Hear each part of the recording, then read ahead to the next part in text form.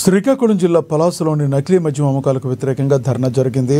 మాజీ మంత్రి సీదిరి అప్పలరాజు ఆధ్వర్యంలో జరిగిన ఈ నిరసనలో మహిళలు పెద్ద ఎత్తున పాల్గొన్నారు.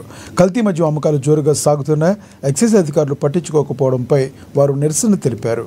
ఎక్సైజ్ సూపరింటెండెంట్ను మహిళలు నిలదీయడంతో ఉద్రిక్తత నెలకొంది. ఎక్సైజ్ పోలీసులు మహిళల మధ్య వాగ్వాదం, తోపులాట జరిగి కాసేపు అక్కడ ఉద్రిక్తత వాతావరణం నెలకొంది.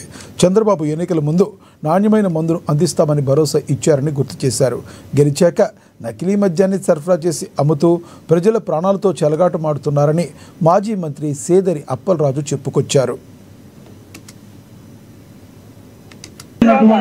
నకిలీ మద్యం ఈ రాష్ట్రంలో మందు తాగుతున్నటువంటి వాళ్ళకి ఈ రాష్ట్రంలో నాణ్యమైనటువంటి మద్యం సరఫరా చేస్తామని అధికారంలోకి వచ్చినటువంటి వాళ్ళు రాష్ట్ర వ్యాప్తంగా ఒక కుటీర పరిశ్రమ మాదిరి నకిలీ మద్యం తయారు చేసి నకిలీ లేబుల్ అంటించి నాణ్యమైనటువంటి మద్యం పేరిట రాష్ట్ర వ్యాప్తంగా అన్ని షాపుల్లో కూడా సరఫరా చేస్తూ